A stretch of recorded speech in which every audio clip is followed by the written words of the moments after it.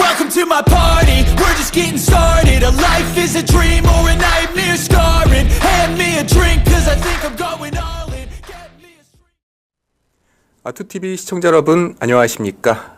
매주 월요일 오후 8시 송교의 젊은 시각 방송 시작하도록 하겠습니다. 오늘은 참 어떻게 보면 역사적인 날입니다. 특히 윤석열 대통령께서 아주 선거 이후 큰 결단과 함께 이재명 민주당 대표와의 양자 회담을 벌였고요. 오늘 오후 4시 14분 종료했습니다. 무려 어떻게 보면 예정보다 훨씬 더 길어진 130분을 진행하면서 참 많은 대화가 오갔고, 그런데 참 저희와의 예상과 다르게 정말 윤석열 대통령은 어떻게 보면은 정말 한치 양보도 없는 정말 단호한 결기 있는 이러한 모습을 보여줬습니다.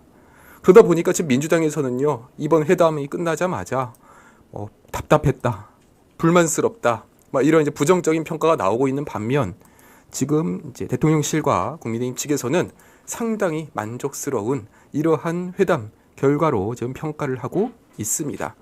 그러니까 참 저희 시청자분들과 우리 국민들의 이런 걱정과는 다르게 윤석열 대통령은 그 본인의 스타일대로 어떻게 보면 이 정면 돌파를 해왔고, 특히 이러한 내용에 대해서요, 저희는 이제 언론을 통해서 어떻게 보면 좀 이제 제3자 입장에서 봤다면 조금 더 내부에서 역할을 해온, 윤석열 대통령 가장 잘 알고 최측근에서 함께 일을 해온 김기흥 전 대통령실 부대변인을 모시고 잠시 후 과연 오늘 어떤 일이 벌어졌고, 과연 우리가 어떠한 성과와 손해, 이익을 얻게 되었는지 같이 한번 살펴보도록 하겠습니다. 다시 한번 저희 매주 월요일 오후 8시 송교의 젊은 시각 많이 응원해 주시고요. 영상 보시면서 괜찮다 생각이 드신다면 구독과 좋아요 한 번씩 부탁드리겠습니다. 그러면 오늘 아시아투데이 1면 보도록 시작하도록 하겠습니다. 오늘 아시아투데이에서 강조하는 내용은 바로 지금 계속해서 논란이 지속되고 있는 의대 증언과 관련된 내용입니다. 히포크라테스는 죽었다라는 헤드라인과 함께 현재 의협에서 증언 백지화 없이 더 이상 정부와 일절 협상이 없다. 이러한 지금 주장과 함께 주 1회 휴진과 더불어 진료, 수술을 더 줄이고 있는 상황입니다. 이에 따라 현재 국민들의 여론에서는 생명을 두고 도를 넘었다. 이러한 사실상 내부의 이런 민심이 들끓고 있습니다. 환자들의 고통은 아랑곳하지 않고 국민과 법 위에 군림하려는 의사들의 뿌리 깊은 특권 의식이 정부의 의료개혁에 제동을 걸고 있습니다. 의과대학 교수들은 의료개혁을 속도감 있게 추진하는 정부 방침에 대해서 의대 증언 백지화 없이는 어떠한 협상도 나서지 않겠다면서 주 1회 휴진을 선언했습니다. 이에 대해서 환자의 건강과 생명을 첫째로 생각하는 이런 히포크라테스 선언을 망각한 것이며 직무유기이자 불법 행위라는 비판이 나오고 있습니다. 현재 윤석열 정부에서는 의료 인력 확충, 지역의료 강화 등의 이런 기존 기조를 유지하면서 흔들림 없이 의료개혁을 추진하겠다는 입장입니다. 의대 증언 백지화 역시 이미 대학 입시 일정상 불가능한 상황이 되었고요. 다만 그 2,000명이라고 하는 이런 고정된 숫자에서는 벗어나서 조금 더 유동적이고 협상이 가능한 이런 내용으로서 정부도 어느 정도 발맞춰서 대응을 하고 있습니다. 증언 원점 재검토에 이어서 주 1회 휴진까지 밀어붙이는 현재의 이런 의료계를 향해서 국민의 생명을 놓고 도를 넘고 있다. 이러한 지적이 계속해서 나오고 있습니다. 환자의 생명을 볼모로 삼은 데다가 대화의 테이블을 어렵게 마련한 이러한 정부의 제안마저도 지금 어떻게 보면 이런 의료계에서 일절 무시하는 것은 직무유기가 아니냐라는 비판이 제기되고 있는 것이죠. 현재 이 김성주 한국암환자권익협의회 대표는요, 의사들의 직무유기에 대해서 환자들은 분노하고 있다고 비판을 했습니다. 전공의들에게 돌아오라는 말은 하지 않고 고통받고 있는 환자들에게는 왜 참아달라고 하느냐, 의대 교수들의 진정성이 느껴지지 않는다라고 성토했습니다. 오늘 윤석열 대통령과 이재명 민주당 대표의 이런 양자 회담을 통해서 이번 의대 증원과 관련하여 어떻게 보면 공통적인 합의점을 찾았고 같은 방향으로서 바라본다는 것을 이번에 이제 이런 양자 회담을 통해서 목소리를 맞춘 만큼 어떻게 보면 윤석열표 의대 증원과 관련하여 계속되는 이러한 이제 대통령의 의료 개혁은 지속적으로 추진될 것으로 보여집니다. 가장 중요한 것은 이러한 갈등으로 인해서 환자들이 더 이상 피해받고 고통받지 않도록 하는 그러한 어떻게 보면 양측의 이러한 참 정말로 멋있는 존중받는 존경받는 그러한 모습을 보여줬으면 좋겠습니다. 오늘 아시아투데이 1면 보도와 함께 오늘의 사설을 한번 살펴보도록 하겠습니다. 오늘은요 고성구 칼럼으로 한번 살펴보도록 하겠습니다. 민주당 3건 분립까지 부정하는가? 라는 제목입니다. 총선 압승 후 이재명 민주당 대표의 제일성은 늘 낮고 겸손한 자세로 주권자들의 목소리에 귀를 기울이기였다. 이렇게 말을 했습니다. 그리고 나서 2주 뒤에 민주당은 이재명 대표의 다짐이 무색하게 독선과 오만의 정치로 정치판을 또다시 정쟁의 늪으로 몰아가고 있습니다. 대통령과 제1야당 대표의 회동이 추진되던 그 와중에도 협치를 정면 부정하는 이러한 발언들이 국회의장 후보들, 대표적으로 추미애 의원과 더불어서 원내대표 후보들 입에서 거침없이 터져나오고 있습니다.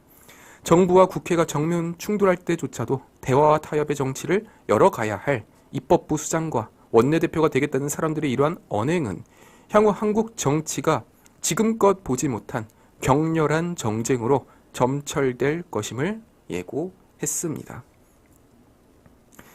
현재 민주당에서는 최상병 특검법, 제2양곡법 개정안 발의, 민주유공자법 본회의 직회부를 강행하고 있고 심지어 일각에서는 상임위, 위원장 독식까지도 주장이 나오고 있습니다. 그러니까 겉으로는 늘 낮고 겸손한 자세로 하겠다, 임하겠다, 대화와 타협을 하자. 반면 다른 한편에서는 이러한 오만과 독선을 벌이고 있는 것이죠. 선거 후 10일 만에 이러한 민주당의 오만과 독선은 곧바로 국민들의 심판을 받고 있고 지난 22일 발표한 여론조사에 따르면요.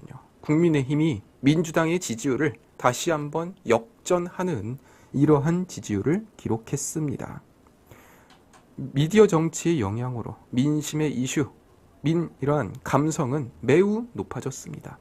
하지만 정치권의 이러한 사고방식과 언동은 민심의 이런 민감성, 미디어 정치의 속도를 전혀 따라가지 못하고 있습니다.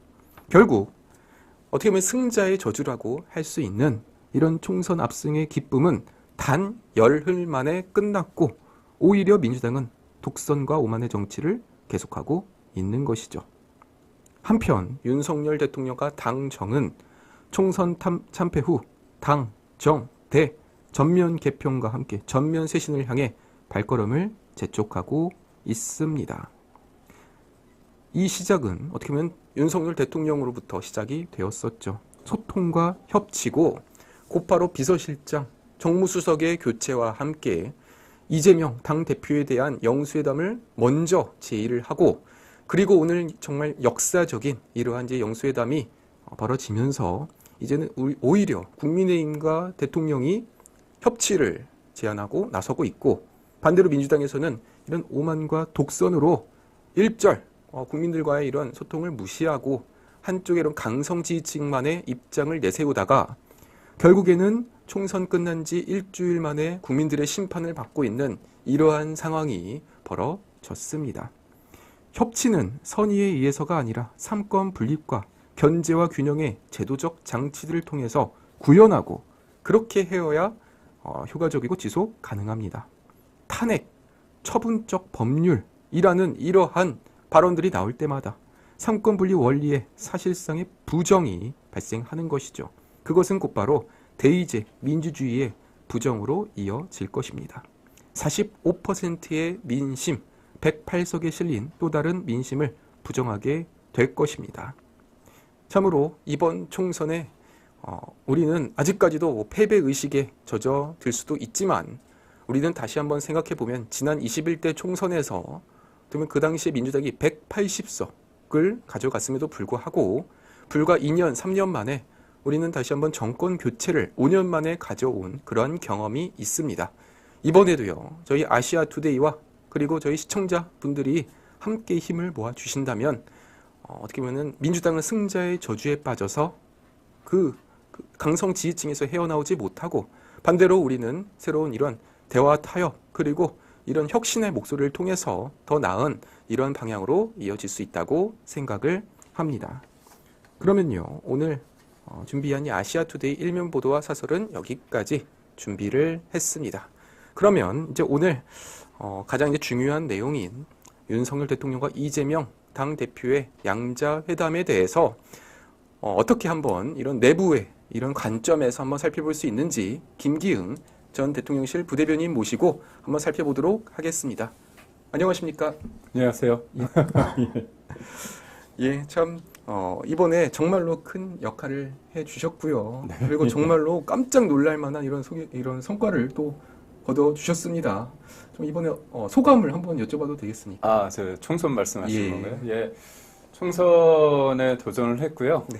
경선 거쳐서 이제 본선까지 했는데 수치상으로 볼 때는 2등이고 뭐 3%포인트 격차로 졌지만 네. 선거 끝나고 나서 많은 분들이 고생했다, 열심히 했다. 네. 그리고 뭐 같이 했던 기간이 좋았다. 격려를 많이 해주셔가지고요. 사실 사람인지라 마음이 조금 안 좋았죠. 솔직하게 예. 보면 뭐 좀 악몽 같기도 하고 예. 꿈이었으면 좋겠다는 생각이 들지만 하루하루 지나면서 뭐 좀 괜찮아졌고 특히 제가 이제 낙선 인사를 하면서 네. 많은 분들이 제가 새벽에 나가서 낙선 인사를 했거든요. 예. 6시부터 시작해서 9시까지 3시간씩 했는데 그때 마침 또 비가 왔어요. 비가 왔는데 제가 일부러 맞습니다. 그런 소위 말한 설정이 아닌데 비가 오는 과정에 또 그러다 보니까 많은 분들이 같이 아파해 주시고 또 힘써 주시고 그리고 예전에는 선거 기간에는 네. 그 창문이 쫙 내려가면서 뭐 화이팅 막 이렇게 예. 큰 소리로 외치시는데 이번 같은 경우는 이렇게 같이 손을 같이 이렇게 주먹으로 해주시고 조용히 또 해주시고 그래서 이게 참 모르겠습니다. 뭐 기분이 안 좋은 건 사실이지만 또 그분들을 만나서 얘기하면 힘을 얻고 그런 예. 것 같습니다. 근데 지금 저희 지지하는 분들의 좀 하는 게 뭐냐면 저 또한 그렇고 좀 허한 것 같아요. 맞습니다. 허하고 예. 약간 어떻게 보면 절망적이기도 하고 약간 화도 나고 여러 가지 네, 정말 여러 가지 복잡한, 감정이 예, 같이 나요. 감정이기 때문에 네. 저희가 소위 말해서 이제 정치를 하는 분들 네. 자신감 갖고 또 절실하게 해야 되지 않을까 싶습니다. 네. 참, 저와 여기 계신 이 시청자분들도 정말로 이게 그 허하면서도 분노도 일어났던 이런 감정이 일어났는데 하물며 그 선거의 그 한 현장에서, 최전선 현장에서 뛰었던 이런 후보님들은 정말 우리가 뭐 상상할 수 없는 그런 이상의 감정일 것 같습니다. 그렇지만 참 오늘 이렇게 와주셔가지고 또 이렇게 목소리도 내주시고 진심으로 참 감사드립니다. 제가 기회를 주셔서 영광이고요. 그러면 네. 혹시 뭐 이번이 끝이 아니라 또 네. 계속해서 도전을 하실 생각도 있으신지? 그럼요. 도전을 해야 되고요. 네. 어떻게 보면 앞서 말씀드린 것처럼 수치는 2등이고 네. 격차는 3%포인트 한 3천여 표 차이가 났지만 네.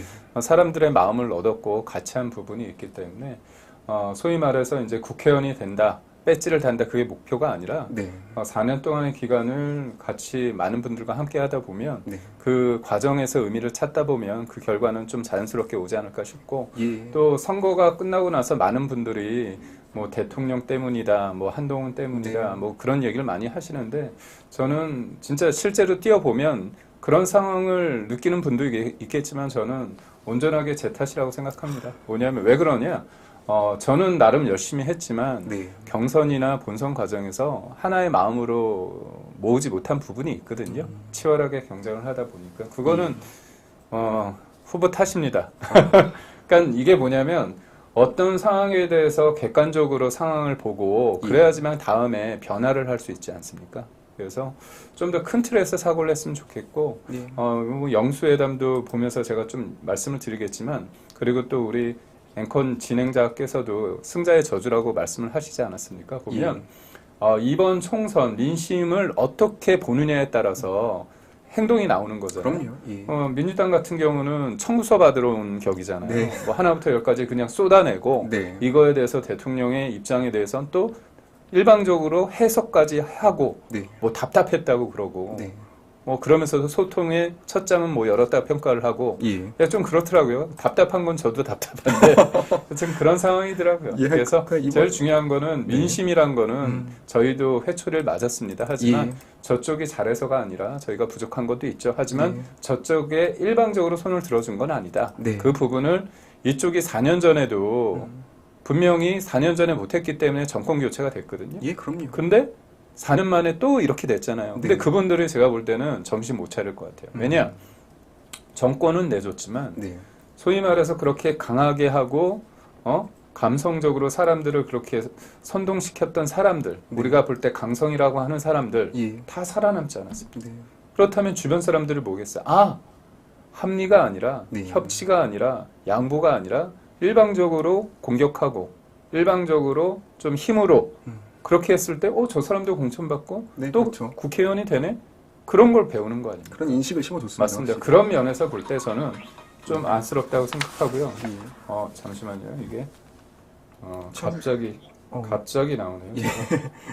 제가 전화기는 껐는데 네. 유튜브가 재생이 됐어요. 네, 맞습니다. 이번에 참 그 가장 인상적인 장면이 그 이재명 민주당 네. 대표가 A4 용지 10장을 네. 가져와가지고 15분 동안 대통령을 앞에 이렇게 음. 앉혀놓고 15분 동안 이거 단독 홀로 발언을 했는데요. 네. 그래서 이런 장면을 볼 때마다 어떻게 보면 참 이 소통을 강조하던 민주당이 오히려 이 소통을 좀 거부하고 본인들이 정말 할 말만 쏟아낸 것이 아닌가 이런 생각이 참 들었어요. 사실 영수회담을 할 때 모든 사람들이 그 같은 테이블에 있는 분이 상대를 보고 얘기를 해야 되잖아요. 네. 근데 이재명 대표 같은 경우는 누구한테 얘기했냐? 네. 국민이 아니라 본인들을 지지하는 강성 네, 그렇죠. 지지자들한테 얘기한 거예요. 예. 이쪽이 원하는 거 나는 다 얘기했다. 네. 하나부터 열까지 꼼꼼하게 다 했어. 난 할 말 다 했어. 예. 이거예요. 근데 네. 이게 아니지 않습니까? 심지어 보면은 이재명의 정책 멘토라는 이한주 교수가 있습니다. 예. 이한주 교수가 뭐라고 했냐면 그 머니투데이와의 인터뷰에서 네. 협상이 아니라 협의를 하라고 얘기를 했습니다. 협상은 약간 뭐 거래 그렇죠. 이런 건가요? 협상이란 건 기본적으로 보면 주고받는 거잖아요. 네. 그러니까 승자가 있는 겁니다. 아, 그렇죠. 뭔가 우리가 좀 더 가져온 네. 것 같아. 저쪽을 우리가 뭔가 네. 누른 것 같아. 근데 그게 아닌 거잖아요. 협의는 뭐냐면 논의를 하는데 그렇죠. 협력을 하기 위해서 논의를 하는 겁니다. 예. 그렇게 정책 멘토가 얘기했어요. 그런데 그럼에도 불구하고 그리고 아니 절대 다수를 의석을 가졌잖아요. 그럼 좀 더 네. 야당 대표지만 그래도 그만큼 200석 가까운데 175석 플러스 예. 나머지 전 조국 네. 혁신당까지 다 합하면 기타 등등 다 합치면 192석 예, 아닙니까? 그렇습니다. 그러면 그건 엄청난 무게감입니다. 권한을 줬고 그만큼 네. 책임감을 준 거거든요. 근데 그게 아니라 그런 책임감을 일방적으로 자기네들의 어떤 목소리로 그냥 강변한 거죠. 예. 그런 걸 봤을 때 좀 저는 예상은 했지만 예상 한 치의 차이도 없이 오차도 없이 그렇게 하는구나 그런 생각을 했고 예. 그러다 보니까 우리 대통령께서 다 예상했다 그런 얘기를 한 거잖아요. 맞아요. 그 말이 네. 정말 전국을 네. 찌른 한마디인 것 같아요. 다 예상을 했습니다. 그러니까 결국은 실무회담 1차, 2차에서 다 나왔던 내용들이잖아요. 근데 그거를 똑같이 야당 대표가 와서 왜 그 얘기를 하냐 이거죠. 저는 2시간 동안 이게 왜 이렇게 되느냐. 뭐 어떻게 보면 여러 가지 어떤 깊이 있는 내용을 통해서 네. 하다가 가지가 퍼질 수 있는 거잖아요. 네. 제일 중요한 게 뭐냐. 방금도 이제 말씀하셨지만 의정 갈등이잖아요. 네. 의대 정원 네. 늘려야 된다는 거 이재명 대표도 공감하는 거 예. 아닙니까? 문재인 정부 때도 다 하다가 예. 힘에 밀려서 그냥 못했죠. 예. 퇴로한 겁니다. 예. 어떻게 보면 그거를 윤석열 정부는 하는 거잖아요. 예. 선거 기간 때 그랬습니다. 이거 선거 좀 끝나고 했으면 좋지 않느냐. 그런 생각을 하죠. 네. 저도 또 했죠. 네. 하지만 생각해보면 냉정히 생각해보면 유불리가 있으면 개혁은 못합니다. 유불리를 따지면 개혁을 못합니다. 사실 또 선거 끝났으면 또 못했을 거예요. 또 그럼요. 결과에 따라서. 맞습니다. 그러니까 결국은 어떻게 보면 개혁이라 하면 지금 유한한 정권을 위해서 하는 게 아니지 않습니까? 예. 지속 가능한 대한민국을 위해서 대통령이 결단을 한 거예요. 물론 그 과정에 있어서의 부족한 점은 예. 뭐 비판을 받아야 된다고 보고 부족하면 쳐야 된다고 합니다. 하지만 네. 이거에 대해서 그 이재명 대표는 안 도와주잖아요. 예. 그래서 오늘은 뭐 그런 공감대를 뭐 가졌다 그 정도로 된 거죠. 그래도 그나마 성과입니다. 왜냐하면 이재명 대표 입장에서는 이번에 그거를 조금 이미지를 좀 바꾸려고 노력한 감이 있어요. 그게 뭐냐면 야당 대표로서의 선명성 그거는 뭐 이전부터 다 알잖아요. 너무나 알죠. 너무나 잘 예. 알잖아. 싸움닭이잖아. 네. 싸움닭. 그런데 이제 자기도 대통령의 꿈이잖아요. 그렇습니다. 중도의 목소리, 중도의 지지를 얻어야 된단 말이죠. 그렇다면 본인의 생각을 조금 뭐 표현이 그렇지만 감춰야 돼요. 그리고 좀 더 유하고 맞습니다. 중도적이고 그렇게 바꿔야 됩니다. 그러니까 지금 가장 중요한 게 뭐겠습니까? 사람의 목숨이잖아요. 예. 국민의 생명과 안전을 하는 거. 네. 대통령으로서의 가장 큰 책무고 야당 대표도 마찬가지입니다. 네. 그렇기 때문에 이거는 제가 예측을 했어요. 의대성원 문제 부분에 대해서는 원론적인 수준이라도 예. 공감대가 형성될 것이다. 했는데 이 부분에 대해서는 어느 정도의 어떤 방향성이 나왔잖아요. 네. 그러니까 이런 부분에 있어서는 어떻게 보면 다양스럽다. 네. 하지만 이해는 가지만 좀 얄밉다.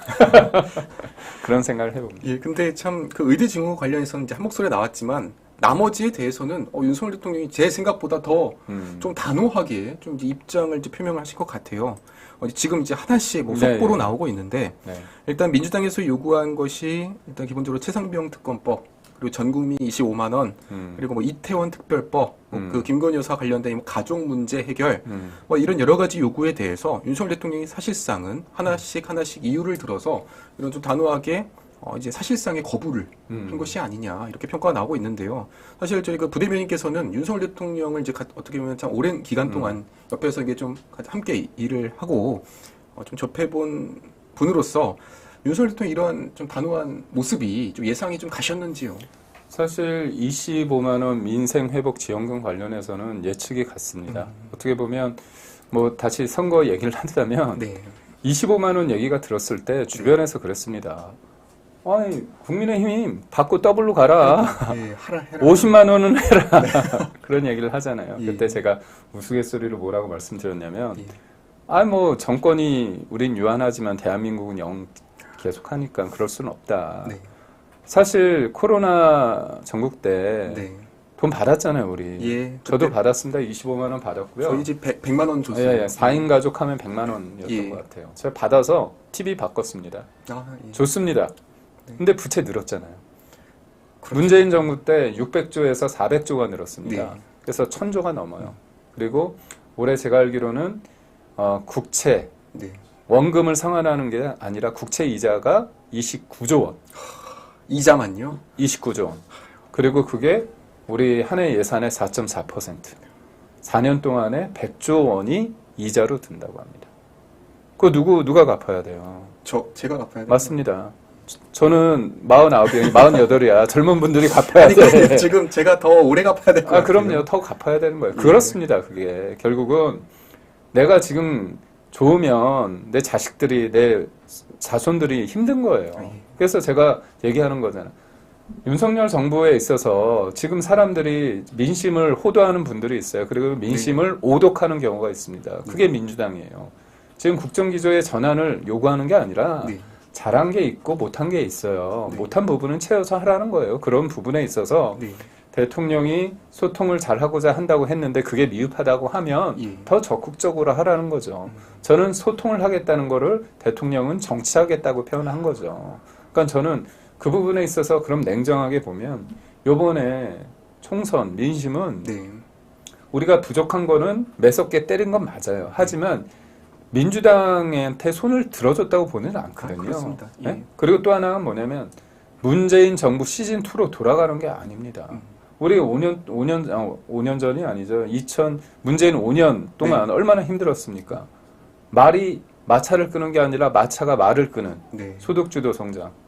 아니, 월급을 올려주면 좋잖아요. 그러니까 제가 그 당시 박근혜 네. 대통령 때 5,000원이었는데 네. 지금은 시급이 한 12,000원, 11,000원까지 맞습니다. 올랐습니다. 네. 그러면 이렇게 올랐어. 그래서 좋아. 받는 사람은 좋아. 근데 내가 볼 때 나가서 밥 사 먹으려고 하니까 다 10,000원이야. 똑같이 2배씩 올랐어요. 맞습니다. 지금 물가 있지 않습니까? 물가. 요번 총선 때 되게 물가 때문에 힘들었어요. 어떻게 보면 이런 부분에 있어서는 운이 좀 나쁜 면도 있습니다. 네. 대외 변수가 많잖아요. 네. 우크라이나, 러시아의 우크라이나 침공 사태 계속 지속되고 있고 또 이스라엘하고 이란 간의 전쟁도 있고 네. 유가 뛰잖아요. 네. 물가 다 전이되지 않습니까? 그리고 이게 단순히 대외 변수뿐만이 아니라 문재인 정부 때 그렇게 확확 올리니까 그게 시차를 두고 나오는 거 아닙니까? 예. 그런 부분에 있어서 우리가 또 적극적으로 얘기를 해야 되는데 그런 부분이 미흡한 부분이 있어요. 네. 물론 물가를 우리가 정부를 운영하는, 그러니까 정부기 때문에 집권 여당이기 때문에 네. 비판받는 거죠. 그런 왜냐하면 책임은 있다. 그런 책임을 피하고자 하는 게 아니라 예. 그런 부분이 있는데 그 부분을 딱딱딱딱딱 이렇게 소급해 가 보면 따라가 네. 보면 그 요원이란 게 여기만의 잘못이 아니라 문재인 정부 때 뿌려놓은 씨앗이 있다는 그럼요. 거죠. 예. 그렇다면 그러면 이념으로 치우친 경제 정책을 정상화하고 탈원전 정책을 정상화하고 무엇보다도 포퓰리즘 성격으로 해서 대한민국의 지속 가능함을 위해서 네. 돈을 집행한 게 아니라 예. 어떻게 보면 지지율을 유지하기 위해서 돈을 뿌린 거잖아. 선거 그럼요. 앞두고서. 예. 총선 앞두고서. 그런 거 안 한 거지 않습니까? 우리들 SOC 사업 팍팍 주고 이렇게 돈 필요하다고 탁탁 할 때 그러면 지지율도 오르고요. 선거도 유리합니다. 하지만 그걸 안 하는 거죠. 그러니까 이번에 그 언론에서 나오는 얘기에 따르면은 윤석열 대통령이 다른 건 안 받아도 25만 원 특검법은 받을 수도 있다. 왜냐면 그게 제일 쉬우니까. 그런데 오히려 지금 이번에 이제 보도를 보니까 윤석열 대통령이 25만 원 특검 이걸 전 국민 25만 원이 아니라 더 필요한 것에 이런 선별적인 이런 이제 분배 복지가 더 중요하다. 이렇게 좀 답을 했다고 맞습니다. 하더라고요. 그게 결국은 원칙이 있느냐, 뚝심이 있느냐의 부분인데 25만 원 네. 줄 수도 있어요. 근데 그게 국정 철학과 기조에 벗어나느냐, 네. 그 궤도에서 이탈하느냐의 부분인 것 같습니다. 네.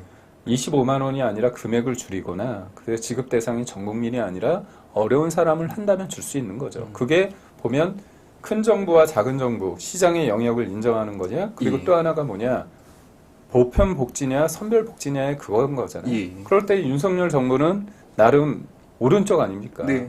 후자를 선택한 거잖아요. 네. 그렇다면 그 기조 안에서, 그러니까 이거죠. 내가 디디고 있는 현실 속에서 사람과 협상을 하면서 내가 손을 뻗을 수 있지만 예. 내가 이 자리를 벗어나서 하면 그 다음부터는 헷갈리는 거잖아요. 예. 우리가 저번 대선 때 윤석열 정부를 뽑았던 이유가 윤석열을 대통령으로 만든 이유가 있는 거잖아요. 그런 이유 하에서 판단을 하는 거죠. 그래서 저는 요번 민심이 저희한테 변화를 요구하고 협치를 하라는 거는 맞다. 하지만 국정기조를 다 틀어서 5년 전, 그러니까 2년 전에 문재인 5년 동안으로 돌아가라는 건 절대 그럼요. 아니다. 예. 그런 의미에서 이 민심을 본인들의 어떤 기준으로 호도해서 오독하면 큰 벌을 받는다. 참 오늘 정말 중요한 말씀 많이 해주셨는데요. 그러니까 이제 민주당에서는 이제 그 이재명 대표의 이제 입을 빌리면은 지금 이런 총선의 뭐 민심의 결과를 수용하라. 네. 그러니까 우리가 요구하는 걸 받아줘야 이번 이제 총선의 결과를 뭐 수용하는 것이다. 이렇게 이제 주장을 하고 있는데, 그럼 오히려 이제 저희 이제 부대변인께서는 아니다. 그것을 정말로 그대로 다 받아주는 거는 오히려 국민들에게 특히 지지자, 윤석열 대통령에게 표를 실어준 분들에게는 좀 더 반할 수 있는, 그러면은 이게 국정 기조가 흔들려 버리면은 오히려 그럼 더 큰 좀 방향으로, 잘못된 방향으로 네. 갈 수 있는. 그러니까 결국은 우리 지지자뿐만이 아니라 대통령은 지지자뿐만이 아니라 모든 그렇죠. 국민을 대상으로 하기 때문에 예. 이 부분에 있어서는 지금 짧은 기간에서는 유불리가 있을 수 있지만 예. 긴 텀으로 봤을 때, 긴 관점에서 볼 때는 역사가 평가할 수 있는 대목이다. 그런 부분에 있어서 건전재정 기조를 구축하고 예. 그것을 운영의 묘를 살릴 수는 있지만 원칙은 고수하는 그런 면에 있어서는 굉장히 중요하다 보고요. 네. 의료계획도 마찬가지입니다. 지금 잘 보세요. 네. 10년 뒤 의사가 나오는 겁니다. 10년 뒤. 네. 그럼 대통령, 그러니까 의료개혁을 해서 진통은 지금 윤석열 정부가 오롯이 받는 거예요. 그렇죠. 그렇잖아요. 예. 내 가족이 아파. 그럼 대통령의 의료계획 맞다고 보지만 빨리 좀 해결했으면 좋겠어. 왜 못하지? 이런 생각이 드는 거예요. 네. 많은 분들이 힘들어 하세요. 그러다 보니까 의료계 쪽에서는 좀 더 강성으로 나오는 거죠. 의료계 쪽에서는 이번 총선 민의가 본인들을 손을 들어줬다고 생각하는 거예요. 그건 아니잖아요, 예. 사실. 그러니까 결국 오덕하다 보니까 또 저기가 도리어 강성이 되는 거예요. 네. 그런 관점에서 다행스럽게 네. 이재명 대표가 이번 부분에 대해서 이제 공감대를 형성했다. 네. 그렇다면 단순히 공감대가 아니라 실질적으로 일을 풀어가는 데 있어서 책임감을 가지고, 왜냐하면 대통령은 권한이 있고 권력은 네. 의회에 있습니다. 특히 여소야대 국면에서. 예, 그럼요. 예. 그래서 저는 요번에 본인도 어떻게 보면 책임감 있는 야당 대표가 되기 위해서는 이 부분에 있어서는 진짜 뱉어놓은 말에 있어서 행동으로 그걸 증명해야 된다. 저는 예. 그렇게. 참 이번에 오히려 이재명 대표의 좀 이런 변화를 우리는 기대를 했는데 오히려 이제 말씀해 주신 것처럼 너무나 예상되는 네. 이런 이제 모습을 보여줬고 오히려 이제 윤석열 대통령은 사실상 이제 언론에서 뭐 어저께 이제 한겨레 뭐 사설을 보니까 이런 말을 하더라고요. 겉으로만 소통하는 척 하지 말고 실제로 수용을 해야 그래야 이제 대통령이 대화 협치로 나선 것이다. 뭐 이렇게 일종의 좀 언론에서 압박과 압력을 좀 이제 가하고 있습니다. 아마 이제 오늘 이 회담을 끝나고 나서 오늘 이제 밤에 이제 이런 수많은 언론에서는 대통령이 사실상 뭐 보여주기식 소통을 했고 사실상 뭐 받아준 게 없다. 뭐 이렇게 또 비판이 나올 것 같은데 그렇다면 이것에 대해서 지금 윤석열 대통령은 이걸 다 받아주는 게 대화 타협에 나서는 겁니까? 아니면 뭐 설득을 해서 아니, 나서야 그러니까 되는 제가 얘기했듯이 밀린 청구서를 받아서 영수증을 떼주는 게 아니잖아요. 네. 그렇죠? 우리의 입장이 있는 겁니다. 그런데 지금 제가 말씀드렸잖아요. 저희가 다 잘했다는 게 아니에요. 저희 부족함이 있습니다. 그 부분에 대해서 지적을 받고 비판을 예. 받는 대목이지만 그래도 우리가 해왔던 것 중에서 지켜야 될 게 있고요. 계속 가져야 될 게 있어요. 다만 그 방향성에 대해서 설득을 더하고 네. 때로는 우리가 미처 생각하지 못한 제3의 방법에 대해서 얘기할 수 있는 거죠. 예를 들면 그렇습니다. 영수회담에 굉장히 바람직한 아주 좋은 사례로 드는 게 2000년도에 있어서의 김대중 대통령과 이회창 총리 간의 영수회담이에요. 그때도 의료개혁이죠. 예. 의약분업입니다. 예. 의약분업. 우리가 지금 약국에 가면 네. 그냥 약을 못 사잖아요. 네. 처방전 받아서 사잖아요. 그때 나왔던 구호가 진료는 의사에게, 약은 약사에게. 지금은 당연한 얘기인데 예. 그땐 그렇지 않았다는 거죠. 의약분업, 약사가 약을 이렇게 해주는 겁니다. 그때 의약분업에 있어서 김대중 대통령 같은 경우, 당시 대통령 같은 경우는 의사 쪽 얘기를 많이 들었어요. 그러다 보니까 약사들 얘기를 많이 들었어요. 그러다 예. 보니까 의사들이 반발이 셌습니다. 그래서 그때 새누리당인가요? 저도 막 헷갈려요. 새누리당 아닌 것 같기도 하고. 한나라당이나 한나라당 이랬지 않을까 한나라당입니다. 싶습니다. 예. 한나라당 대표였던 총재였던 유해창 총재는 의사 얘기를 들은 거예요. 예. 그래서 그때 묘수가 뭐였냐면 약사가 약을 만드는데 함부로 마음대로 못하게 해서 이미 조제 네. 이미 조제를 못하도록 그렇게 한 거예요. 약사법을 개정하는데 그걸 누가 아이디어를 냈느냐? 이회창 총재가 낸 겁니다. 그러니까 양 집단에 있어서 이 서로 대치 국면에 있을 때 그렇다면 이쪽의 마음을 좀 입장을 좀 대변할 예. 수 있는 방법이 뭘까를 네. 야당 총재가 제시한 거예요. 야당 대표가. 그러니까 저는 그렇다는 거죠. 어떻게 보면 많이 만나야 됩니다. 오늘 요번에 만나고 끝이 아니라 예. 만나서 뭔가 생산적인 얘기를 해보고 다양한 의견을 하면서 맞댈 때 네. 그게 나오는 거예요. 근데 자기 입장 다 하고 뭐 소위 말해서 대통령이 지금 이재명 대표의 그 얘기 처음 들었겠습니까? 우리가 거부권 행사, 정확한 표현으로 제2 요구권을 행사할 때는 네. 거기에 대한 과정의 문제점, 법의 문제점을 다 보고 나서 하는 네. 거예요.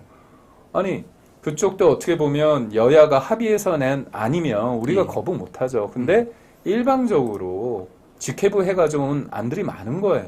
예. 여당이 배제된 상태에서 온 안이지 않습니까? 그렇다면 과정도 문제가 있고 내용을 들여다보면 과도하게 어떻게 보면 국가 재정을 축내는 국가 재정을 세금으로 하는 부분을 또 계속 할 수밖에 없는 재원이 많이 소요되는 문제가 있는 거고 예. 돈으로만 해결하면 안 되지 않습니까?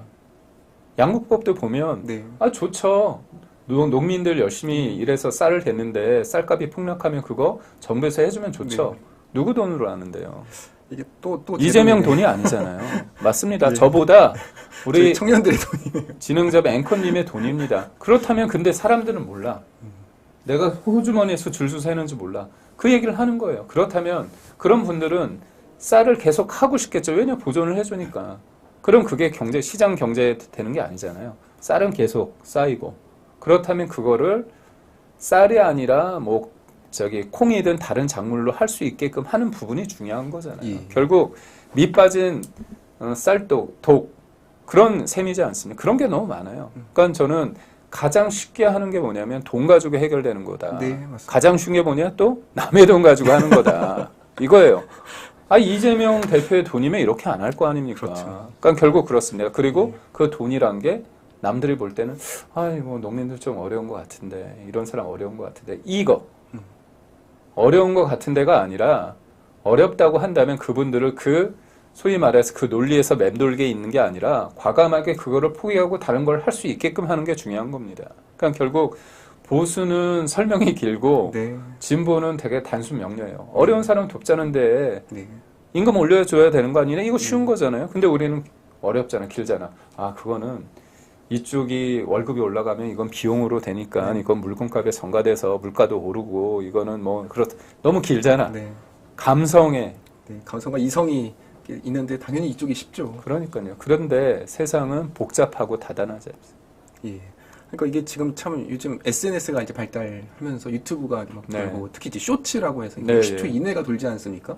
그러니까 지금 이제 대다수의 국민들, 특히 이제 유튜브 시청자분들도 이런 1시간짜리 이런 라이브 방송보다 정말 10초, 20초짜리 넘길 수 있는 이런 이제 쇼츠에 더 이제 많은 관심을 갖고 있고 그러다 보니까 이게 지금 긴 설명이 아니라 예를 들어서 한쪽에서는 농민들한테 돈을 보상을 해주자. 정말 듣기 좋은 얘기가 있고 한편에서는 그렇게 해서 이 들어가는 이 돈이 그러면 또 곡물 가격에 따라서 그러니까 설명이 너무 길어지는 거예요. 그러니까 우리는 참 어떻게 보면은 이 우파 진영은 좀 시작부터 좀 불리한 싸움을 좀 하고 있음에도 불구하고 네. 그럼에도 불구하고 이 우파가 없이 모든 세상이 좌파로 가득했더라면 또 이건 또 지속될 수 없는. 그러니까 그래서 저희가 이제 선거 끝나고 여러 얘기를 하면서 네. 자주 섞인 말을 누군가 하더라고. 나라 걱정 보수만 하냐. 나라 걱정해서 뭐 하냐. 선거 이기고 봐야 되는 거 아니냐. 그런 얘기를 하더라고요. 근데 참 그 얘기 들을 때 한편으로 귀가 솔깃하지만 그거는 아니지 않습니까? 결국. 그렇죠? 네. 그런 부분에 있어서 저 보수의 가치라는 거, 그다음에 윤석열 대통령이 왜 개혁의 그 쓴맛은 정권 내내 하고 단맛은 후세가 느릴 텐데 그게 10년이 될지 20년이 될지 아무도 모르거든요. 네. 참 저도 가끔씩 저도 비슷한 표현을 씁니다. 이럴 거면 그냥 좌파 유튜브 했으면 그럼 얼마나 편했을까. 그러니까 무조건 우리 이재명 대표님 힘내세요. 이것만 외치고 그리고 전 국민한테 돈 퍼주자. 그럼 더 이상 설명이 필요 없는 거예요. 무조건 돈 주겠다는 이런 내용만 하면 되니까. 그러면 이제 지지자분들은 열광을 할 뿐이고. 그렇지만 이제 참 저는 계속해서 25만 원을 정부에 뿌리면 안 된다는 이런 논리적인 이유를 설명을 하다 보면은 또 몇몇 분들은 여기에 또 반감을 가질 수도 있고 아니 돈 주면 좋은 거 아니냐. 참 이런 참 기울어진 운동장. 특히 이제 언론 환경도 그렇고요. 그러니까 25만 원이라는 게 금액도 13조 원이란 큰 금액이지만 25만 원 줬어요. 네. 항상 그렇습니다. 지금이 가장 어려워요. 네. 내년 되면 또 어려워요. 네, 그럴 것 같습니다. 그러면 그때부터 25만 원씩 안 하겠습니까? 그러면 그때는 또 50만 원 얘기가 나오겠죠. 그럼요. 맞아요. 그래서 저처럼 이제 국민의힘 중에서 어떤 분은 그냥 받고 더블로 가자. 그런 얘기 할 수 있습니다. 그 말 한마디가 어떻게 보면 13조 원, 26조 원짜리네요. 이게 지금 이제 민주당에서는 정말 턱턱 쉽게 정말 나올 수 있는 그런 얘기지만 어떻게 보면은 참 윤석열 대통령 입장에서는 다른 건 양보해도 이거는 양보 못하겠다? 오히려 그러니까 좀 반대로 본 것 같아요. 맞습니다. 저는 건전재정 기조를 구축하고 그 기조를 유지하는 부분은 되게 중요하다고 보고요. 네. 그거는 표현이 좀 그렇지만 정권은 유한하지만 대한민국이 영원할 것이다. 영원해야 된다는 그런 인식하에서 되는 거고요. 네. 쉽습니다. 본인 지금 힘들어요. 네. 윤석열 대통령 지금 좀 어떻게 보면 시원하게 25만 원씩 주면 좋은 거잖아요. 예. 그러니까 그렇습니다. 결국은 쓴 약, 지금 유불리를 떠나서 원칙적인 기조를 유지한다는 게 참 어렵다. 네. 예. 저는 개혁은 그러니까 윤석열 대통령한테 우리가 기대하는 건 뭐냐면 이런 상황에서 원칙을 가지고 뚝심 있게 하고 무엇보다도 미래를 준비하는 개혁을 해내라는 겁니다. 예. 해내는 리더십. 네. 그거를 윤석열한테 기대하는 겁니다. 대통령. 맞습니다. 참 저는 윤석열 대통령이라는 분은 정말 제 예측과 항상 이렇게 좀 빗나가는 분 같아요.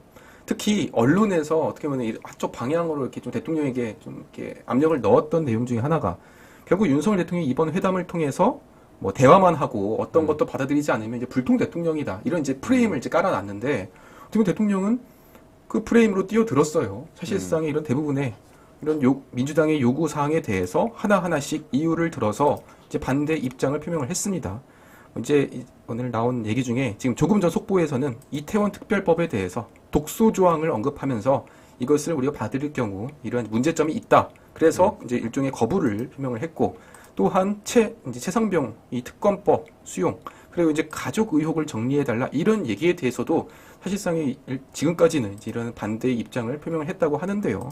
참 이런 윤석열 대통령 입장에서는 어느 정도 이런 받아줄 수 있는 뭐 이러한 좀 모습을 보여주지 않을까 싶었는데 생각보다 조금 더 단호하게 나왔습니다. 그러니까 결국은 저는 오늘이 대통령과 야당 대표와의 만남이지 않습니까? 네. 근데 법 관련해서 부분 25만 원은 어떻게 보면 네. 예산, 좀 예산을 경제 쪽이지. 편성권이기 때문에 네. 그 부분에 있어서는 또 추경을 해야 되는 부분이기 때문에 대통령이 말할 수 있는 얘기예요. 네. 근데 그럼에도 불구하고 원칙적인 입장을 견지했고 예. 지금 말씀하신 앵커께서 말씀하신 그런 내용은 엄밀히 보면 대통령이 얘기할 수 있는 게 아니라 여야가 국회 내에서 해결할 수 있는 부분입니다.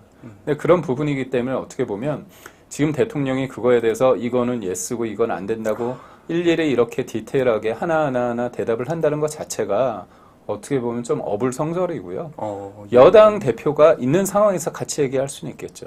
그러니까 지금 이재명 대표 입장에서는 즉각적으로 이게 답이 나왔으면 좋겠는데, 그러니까 이게 답이 나오면은 거기서 윤석열 대통령이 예스와 노를 하더라도 이게 오히려 좀 문제가 될 수 그러니까 있겠네요. 어떻게 물론 이제 꼭 그런 건 아니지만 여당 대표가 할 수 있는 게 있잖아요. 국회 내에서. 이거잖아요. 지금 민주당에서는 뭐 여당이 뭐 네. 거수기 노릇만 하고 있다는데 네. 대통령한테 가서 대통령이 얘기하면 그거 다 되는 거예요. 이렇게 얘기하면 웃기잖아요, 또. 네. 또 그렇지. 국회 내에서 해결할 부분이 예. 있는데도 불구하고. 그래서 대통령이 어떤 사안에 대해서는 입장이 있고 그게 결국은 논란이 되는 네. 법안들이 했을 때 대통령이 제2요구권을 행사를 했다. 그렇다면 대통령이 오늘 제가 볼 때 비공개 회의 때 대통령이 어떤 사안에 대해서 얘기를 좀 하셨다고 그러더라고요. 예. 이태원 관련해서 특별법도 얘기를 한 겁니다. 네. 그 유족들 그런 분들에 대한 아픔을 우리가 도외시하는 게 아니라 예. 결국은 그 법이 가주는 그 법이 만들어졌을 때 상위법과 충돌하는 독소 조항이 있기 때문에 이거는 법률가 관점에서 봤을 때 이건 문제가 되는 거잖아요. 네. 그러니까 이게 안타까운 사건이 있을 때 그 사건에 대해서 그 슬픔이 있기 때문에 모든 것들을 기존의 법 체계가 뛰어넘을 수는 없는 겁니다. 예. 그러니까 그런 부분이 있는 거죠. 그러니까 유가족이 슬퍼하는데 그런데 그렇다고 해서 그게 그쪽의 조사위가 지금의 법률 선상이라고 할까요? 그런 법을 뛰어넘을 수는 없는 거 아닙니까? 그런 부분에 있어서 문제점이 있다고 본 거고요. 여야가 그런 부분을 만약에 해소하고 법안을 넘기면 충분히 할 수 있다는 입장을 낸 겁니다. 그리고 예. 저는 최상병 특검 관련해서 진짜 한마디 하고 싶은 게 뭐냐면 네. 공수처, 이 공수처를 민주당에서 계속 해달라고 했습니다. 네. 언제적부터 그랬냐? 노무현 대통령의 공약이었습니다. 그때부터 시작된 2002년 거예요? 맞습니다. 저는 지난 총선 때 나온 줄 알았어요. 아닙니다. 그러니까 노무현 대통령 대선 공약이었고요. 2002년. 그러고 나서 17년간의 상고 끝에 예. 민주당이 그렇게 원해서 네. 그쪽 말대로 네. 상고 끝에 그게 법안이 통과됐습니다. 네. 그 법안 통과될 때 정의당이 또 그렇게 같이 네. 해줬거든요. 예, 그렇죠. 이른바 뭐 이중대 얘기도 듣고 네. 그랬지만 그 선거법 소위 말해서 바꿔치기 한 거잖아요. 예. 근데 여튼 했습니다. 그렇다면 그 공수처를 뭐 그렇게 통과시켜서 만든 공수처 네. 독립기관이잖아요. 그렇다면 그럼 수사하고 있잖아, 최상병. 예. 그렇잖아요, 지금. 근데 본인들이 그렇게 하자고 해서 그때 한 해 예산이 200억씩 들어요. 2021년부터 200억씩 드는 거예요. 네. 그럼 1, 2, 3, 4 올해까지 하면 800억 듭니다. 800억의 애 이름이. 근데 본인들이 볼 때 그렇게 공수처 하자고 해놓고서 공수처에서 수사하고 있는데 네. 특검을 하자는 거예요. 네. 그러면 그렇게 얘기해야죠. 공수처에서 수사를 하고 있다. 근데 미진하다. 납득이 안 간다. 이거는 사실이 아닌 것 같다. 네. 뭔가 덮는 것 같다. 그런 걸 명확하게 제시하고 근거를 제시한 다음에 네. 공수처 우리 못 믿겠다. 자기 부정이지만 그렇네요. 특검하자고 얘기해야죠. 예. 그런 그러니까 논리로. 일의 순서가 있는 거잖아요. 그냥 이게 뭐 특검이다. 근데 그러니까 저는 특검을 요구할 수 있다고 봐요. 그렇다면 검찰 수사가 잘못됐거나 아니면 지금 수사하고 있는 공수처가 잘못됐거나 그게 전제돼야지. 그럼 공수처는 없애야죠. 네, 그렇죠. 그럼 저기 대우각성하고 네. 반성해서 네. 우리가 진짜 이제까지 800억 이거 허투루 썼다. 죄송하다. 우리가 예. 진짜 800억 내놓겠다. 그런 얘기 안 하잖아요. 아, 그 참 중요한 얘기 해주셨는데 그 최상병 특검법을 민주당이 주장을 하려면 네. 일단 기본 전제로서 이 공수처의 수사가 지금 제대로 진행되지 않고 있다를 전제로. 그럼요. 증명을 언급을 해야 해야- 되고 예, 결과를 증명을 해야- 기다려야 되는 거죠. 그렇네요. 그럼 보세요. 지금 언제든지 특검을 통과시킬 수 있는 힘이 있어요. 예. 기다리면 돼요. 네. 왜 지금 그러냐. 계속 프레임을 하는 겁니다. 우리가 하는데 대통령은 네. 거부한다. 제의 요구한다. 계속 그 프레임을 만드는 겁니다. 네. 그러면 저는 이제 영수회담을 하고 있는 과정에 네. 지금 여야를 보면 특히 야당을 보면 이미 시나리오가 다 정해져 있어요. 네, 맞아요. 아, 이거 변하지 않는 사람이란 프레임을 계속하고 잘 보세요. 사람이 만났어요. 네. 5천원 만났단 말이야. 그러면 서로 접점을 찾아서 공통부문을 찾아서 적극적으로 해석해서 네. 해야지 다음에 또 만나면 뭔가 나오는 게 있겠죠? 예. 근데 뭐 답답하다고 얘기하고 저도 답답합니다. 그리고 그 민주당의 시나리오. 시나리오는- 마지막 단계가 뭘까요? 저는 윤석열 대통령의 탄핵이죠. 그럼 임기 남은 3년을 보장을 할 생각은 없다. 없죠. 왜 없냐? 네. 사법 리스크가 2027년까지 됐을 때 대법원 판결이 나올 수 있습니다. 그렇죠. 예. 그 부분이죠. 그래서 예. 결국은 저는 지금의 영수회담을 정략적으로 이용하는 쪽이 누구냐? 야당일 수 있다. 네. 아니 이미 분명히 의미가 있는데 의미가 있는 것들은 과감하게 하고 그냥 아니 소위 말해서 같이 사진도 찍고 왔어요. 네. 여기 마지막에 사진 보면 예. 보이는지 모르겠지만 웃고 있습니다. 예. 이게 끝나고 사진 찍은 거예요, 둘이. 이렇게 웃고 나서 딱 와가지고는 뭐라고 얘기했냐면 답답하고 아쉬웠다. 소통의 첫 장을 열었다는데 의미를 둬야겠다. 그건 답답할 노릇이죠. 뭐냐면 만난 거 의미 있습니다. 본인도 뭔가 그 국정의 파트너로서 각인시키는 그런 효과가 있는 거고. 저 사진이네요. 그렇죠. 예. 웃고 있잖아요. 네. 그렇죠. 웃지 않나? 그러니까 제가 볼 땐 그거죠. 속은 타 들어갔을 겁니다. 그러니까 결국 저는 뭐냐면 충분히 첫 술에 배부를 수 없기 때문에 의미를 가지면서 자기도 야당 대표로서 200석 가까운 야당 대표로서 예. 할 게 있는 거예요. 근데 딱 이렇게 악수하고 웃으면서 하고 나서는 또 와가지고 그 수석 대변인 통해가지고 예. 답답하고 아쉬웠다. 소통의 첫 장을 열었다는데 의미를 둬야겠다. 이렇게 얘기를 한 거잖아요. 네. 그리고 저는 그 이재명 대표를 보면서 요번에 조금 너무 티가 난다. 국합, 배드캅 역할을 철저히 하게 합니다. 맞습니다. 그러니까 잘 보세요. 실무회담 때 우리가 받을 수 없는 것들을 막 던져. 예. 그러니까 우리 입장에서는 아니 만나서 얘기하자는 건데 왜 이렇게 하나부터 열까지 다 하냐. 그러다 보면 거기 갇히잖아요. 네. 그럼 터야 되는 거야. 그래서 제가 볼 때는 의제 없이 네. 처음 만남이 있다면 하는 거고 다음에 만날 때는 뭐 예를 들면 경제 분야든 아니면 뭐 개혁 과제든 네. 이렇게 나눠서 할 수도 있는 그럼 거예요. 예. 근데 계속 언론 플레이를 하면서 그러다가 갑자기 회의 때 자기가 딱 접어서 하는 그 며칠 전에 갑자기 그랬죠. 접어서 그러니까 저는 그게 뭐냐면 이재명 대표는 통큰 결단 뭐가 통큰 결단이야. 너무 뻔히 보이는 역할 분담, 국합, 예. 배드캅의 역할 분담인데 저는 그게 여기에서도 나온다. 그러니까 제가 볼 때는 아쉬우면 아쉽지. 저는 오늘 민주당의 그 브리핑을 보면서 네. 되게 뭐 인상 스케치하듯 남 얘기하듯 하는 듯한 인상이에요. 본인이 그 한 축이었잖아요. 그렇다면 내가 이러이러한 부분에 있어서 노력을 했고 아쉬움이 있고 하지만 나는 뭐 이런 부분이 있다. 이런 자기의 어떤 그런 부분도 있어야 되거든요. 예. 근데 그냥 뭐 기자 같아. 제3자 평론가 같아요. 네. 그냥 보면 뭐 공감했고 앞으로 소통을 덧붙였다. 그냥 뭐 아쉬웠다. 소통의 첫장을 열었다. 뭐 이건 제가 할 말인 것 같은데 여튼 그런 면이 좀 아쉽고요. 예. 그럼에도 불구하고 제가 볼 때는 오늘은 우리 진행자분께서 앵커께서 말씀하셨지만 의미가 있는 역사적인 날이다. 네. 대통령으로서 어떻게 보면 소통을 하기 위한 그런 것들 국민의 바람에 대해서 충분히 하셨고 네. 그 15분 동안 대통령이 면전에서 다 얘기를 들은 거잖아요. 네. 그리고 그 이후에 또 입장을 했고 그다음에 끝나고 났을 때 저렇게 아까 나왔던 네. 또 활짝 웃으면서 하고 네. 제가 대통령 처음에 그 집무실 안에서 영접을 하고 안내하고 테이블로 이렇게 안내하면서 그 보셨는지 모르지만 본인 자리도 본인이 이렇게 좀 의자를 끌어안고 그 다음에 또 이재명 대표가 앉을 의자를 약간 뺐습니다. 예. 그렇게 딱 하더라고요. 아, 뭐 많은 기자분들은 못 본 것 같은데 네. 저는 그게 보이더라고요. 부탁을 하셨구나. 왜냐하면 그게 사소한 게 절대 아니거든요. 그리고 대통령이 이재명 만났을 때 이렇게 악수하면서 여기 약간 팔을 약간 예. 했거든요. 이렇게 툭툭 예, 쳐주시고. 그렇죠. 그게 이제 반가움의 표신 거고요.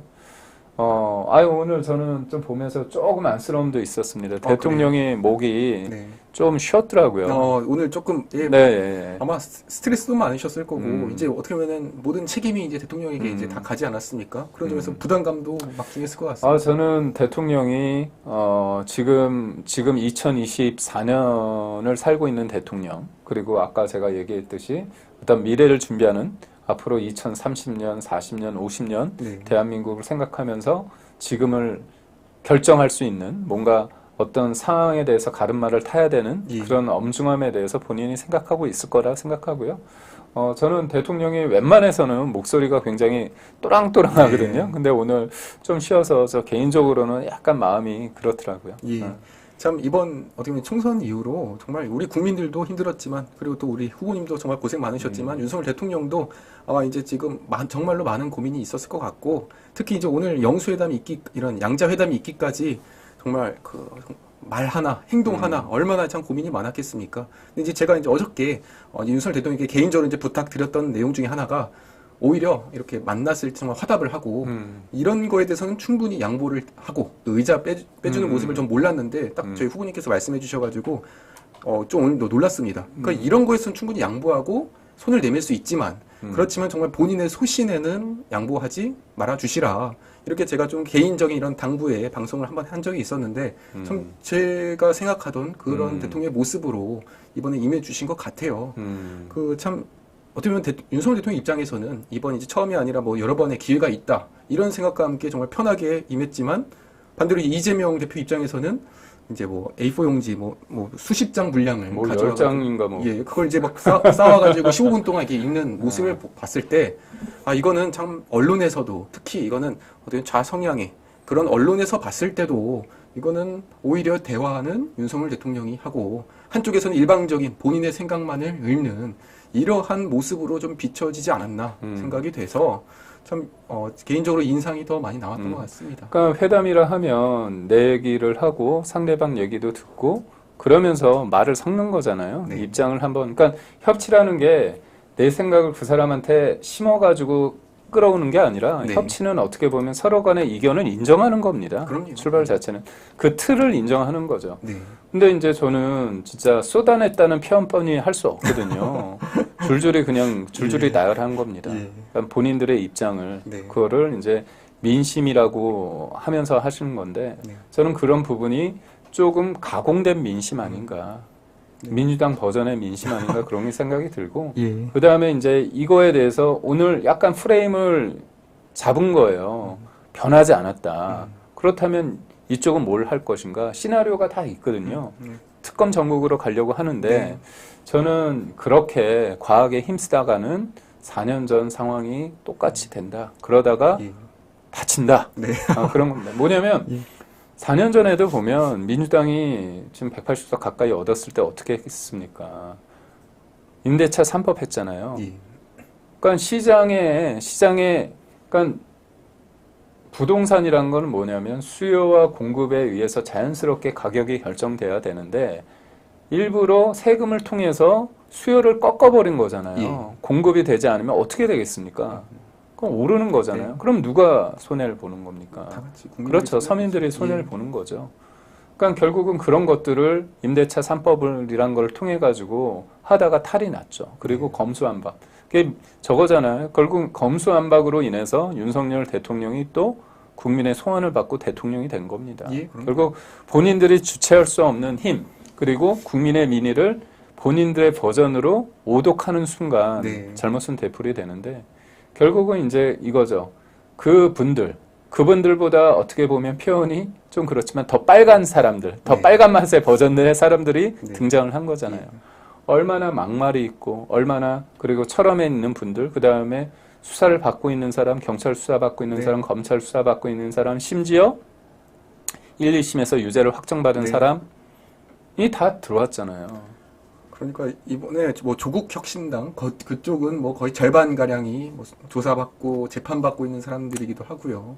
그러니까 아마 이제 남은 앞으로 이제 4년 동안 뉴스를 틀면은 갑자기 국회의원 누구가 감옥에 가고 뭐 뒤이어서 순번자가 또 올라가고 뭐 조국 당대표라는 분은 이제 대법원 판결을 또 이제 기다릴 것이고, 그러니까 정말 이 남은 4년이요 어떤 뉴스가 나올지가 지금 뻔히 보여요. 그러니까 이게 이제 선거 때 그런 얘기를 합니다. 보면 제가 초등학교 앞에서 그 등하굣길 인사를 하거든요. 네. 거기 이제 엄마들이 나와서 네. 아이들 그 초등학교 1, 2학년 때 보면 많이 나오니까, 그럴 때 이제 아이가 하는 얘기가 있어요. 엄마한테 이 아저씨는 뭐예요? 이러는 거야. 근데 설명을 해주시죠. 뭐 국회의원이고 뭐 반장 같은 존재고 이렇게 말씀을 해주시는데, 그 친구들, 어린 친구들 입장에서는 반장 같은 분들이 죄 짓고 다니는 거잖아요. 아, 이걸 어떻게 설명할 방법이 없네요. 근데. 그렇습니다. 그래서 근데 이제 그럼에도 불구하고 조국과 이재명 국민들이 왜 선택을 했을까? 그런 부분에 있을 때는 뼈아픈 대목이 있습니다. 그거는 뭐냐면 우리가 집권을 했잖아요. 좀 더 잘하라는 네. 민심의 회초리는 또 저희가 교묘하게 받아들여야 된다고 저는 보고 있고요.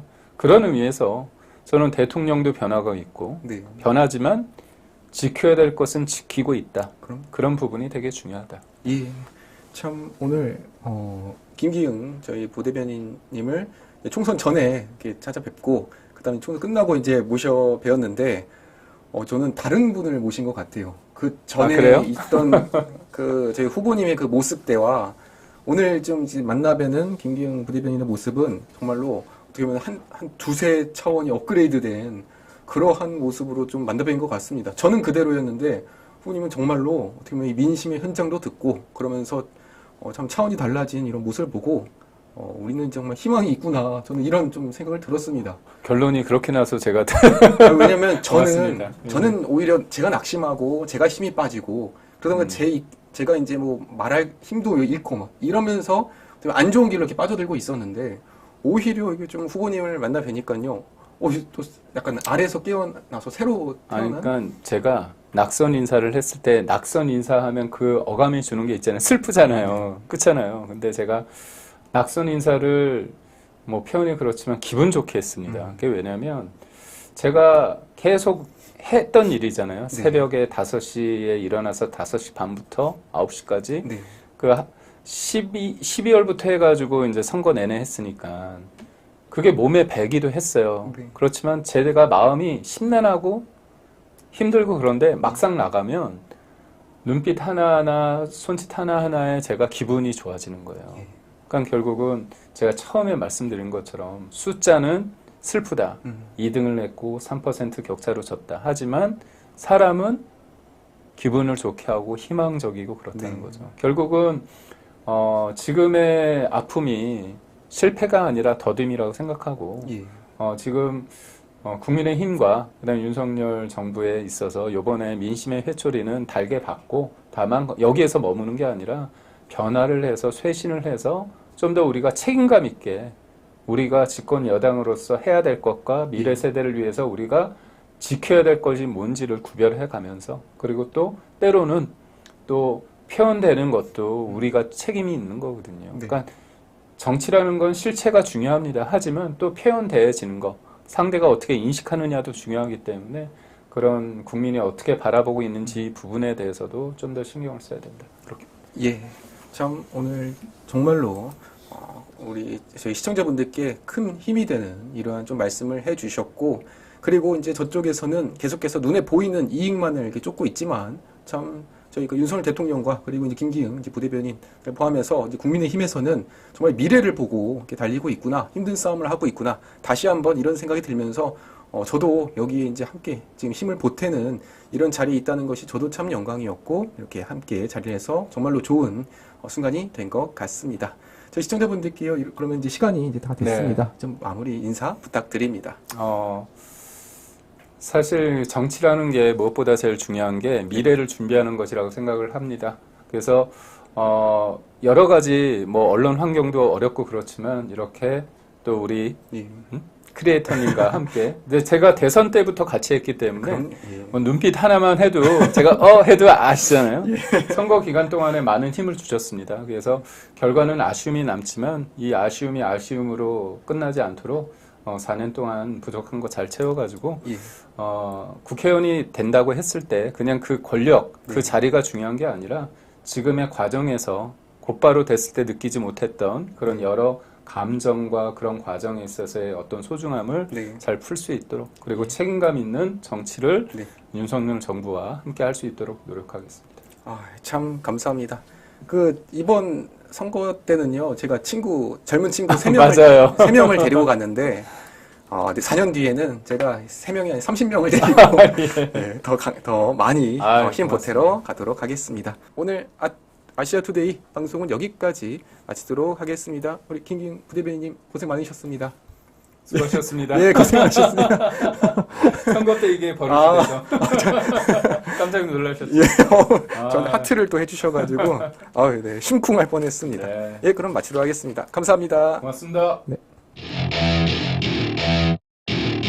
Welcome to my party, we're just getting started. A life is a dream or a nightmare scarring. Hand me a drink cause I think I'm going on.